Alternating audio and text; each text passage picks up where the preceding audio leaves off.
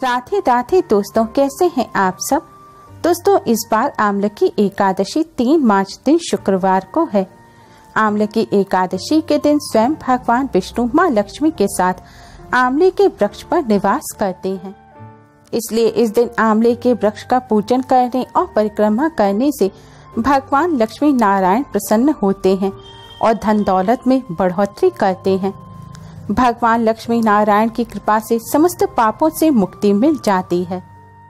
दोस्तों, इस बार आंवले की एकादशी पर स्वास्थ्य सिद्धि योग और सौभाग्य योग बनने से यह और खास हो गई है।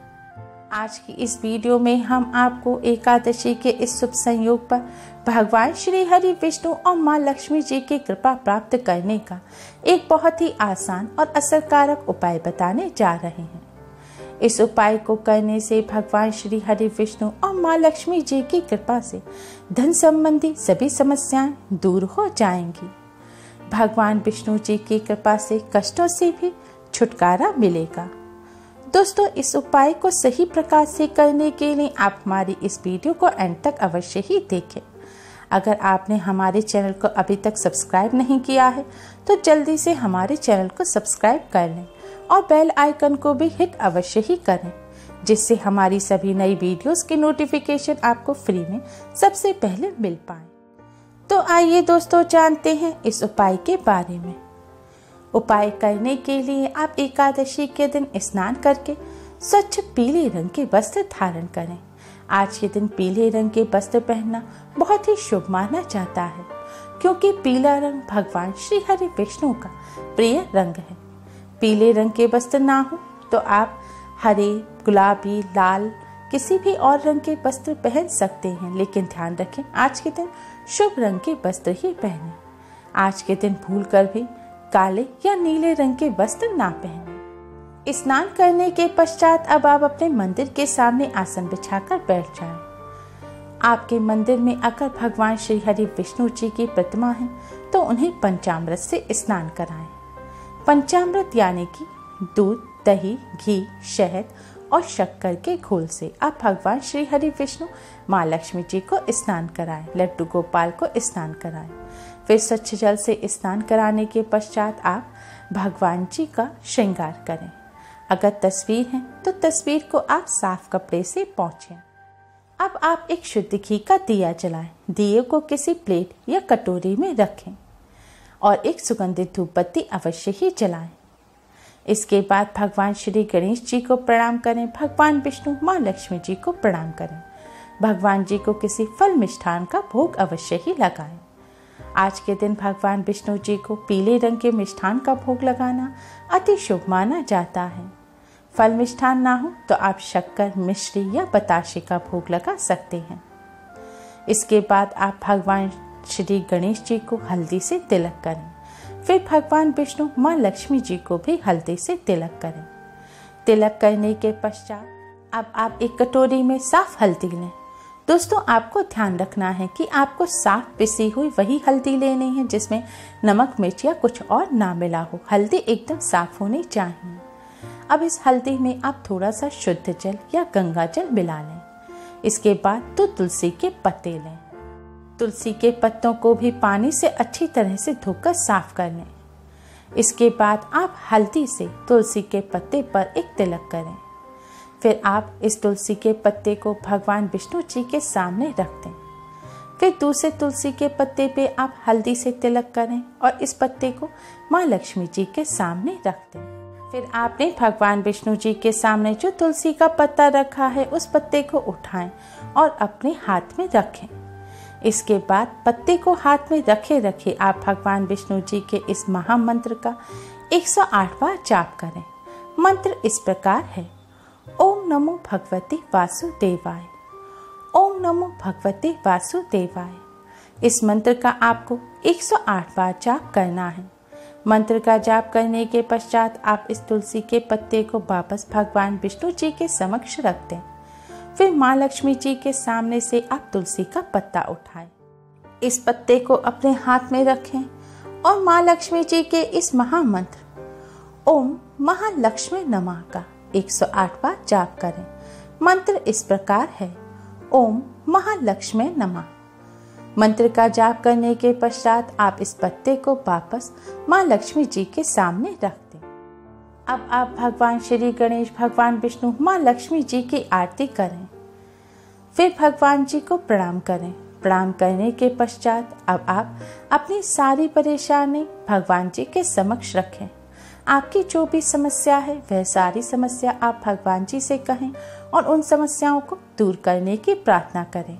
धन संबंधी समस्या को दूर करने की प्रार्थना करें। प्रार्थना करने के पश्चात आप एक लाल रंग का कपड़ा लें और इस कपड़े में आप तुलसी जी के दोनों पत्तों को रख लें और कपड़े में गांठ लगा लें या फिर कपड़े में पत्तों को लपेट लें।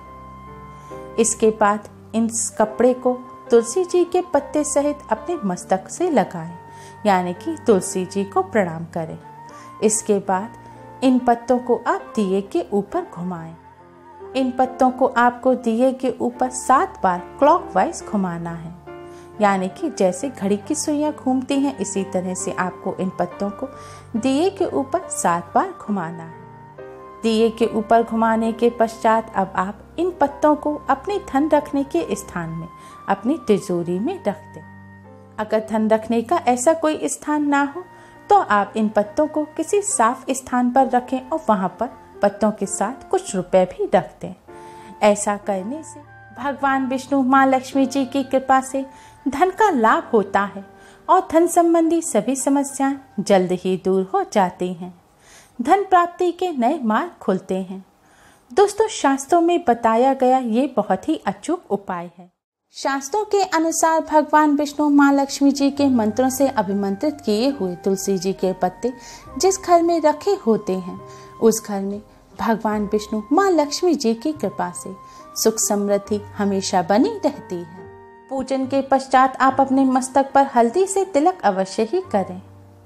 आपने भगवान जी को जिस फल मिष्ठान का भोग लगाया है उसे प्रसाद के रूप में अपने परिवार सहित ग्रहण करें।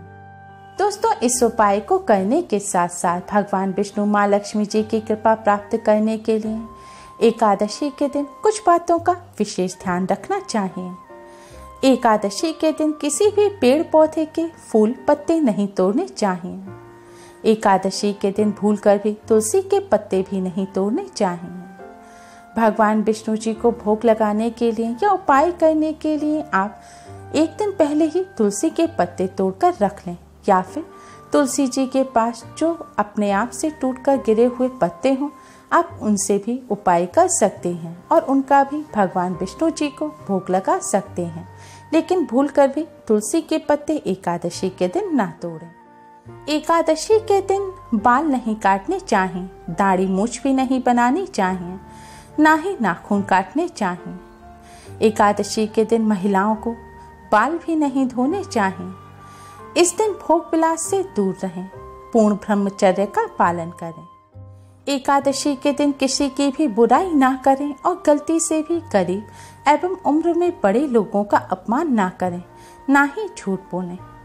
एकादशी पर गुस्सा और विवाद करने से भी बचना चाहिए। एकादशी का व्रत रखने वाले व्रती को एकादशी की रात्रि को सोना भी नहीं चाहिए। पूरी रात जागकर भगवान विष्णु जी का भजन कीर्तन करना चाहिए। इससे भगवान विष्णु की कृपा प्राप्त होती है।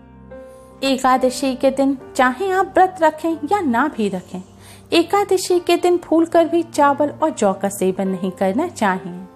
विष्णु पुराण के अनुसार एकादशी पर चावल और जौ खाने से पुण्य फल नष्ट हो जाते हैं, क्योंकि चावल को हविष्य अन्न कहा गया है, यानी कि देवताओं का भोजन नहीं है।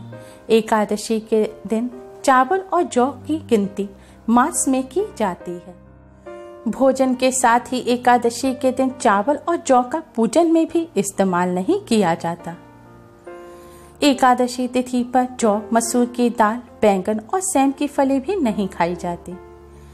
एकादशी पर भगवान विष्णु जी की पूजा में मीठा पान चढ़ाया जाता है, इसलिए इस दिन पान खाना भी वर्जित है। एकादशी के पवित्र पर्व पर मांस, मदिरा, प्याज, लहसुन जैसी तामसी चीजों से भी दूर रहना चाहिए। इस दिन सिगरेट और तंबाकू का भी सेवन नहीं करना चाहिए। इस दिन किसी दूसरे व्यक्ति द्वारा दिया गया अन्न भी ग्रहण नहीं करना चाहिए। इससे पुण्य नष्ट हो जाते हैं। व्रत करने वाले व्रती को एकादशी पर अन्न का सेवन नहीं करना चाहिए और हो सके तो मीठा भोजन करें या फिर एक समय व्रत का नमक खा सकते हैं, लेकिन सादा नमक का सेवन ना करें। दोस्तों, भगवान श्री हरि विष्णु के सबसे प्रिय पर्व एकादशी के दिन इन सभी बातों का विशेष ध्यान रखें, जिससे आपको भगवान श्री हरि विष्णु की कृपा प्राप्त हो। उम्मीद है आपको हमारी ये वीडियो पसंद आई होगी। प्लीज लाइक करें, हमारी इस वीडियो को अपने फ्रेंड्स और रिश्तेदारों में ज़्यादा से ज़्यादा शेयर करें, जिससे वह भी इसका लाभ उठा सकें। हमारी और भी वीडियोस के लिए हमारे चैनल को सब्सक्राइब करना ना भूलें। Thanks for watching. Radhe Radhe.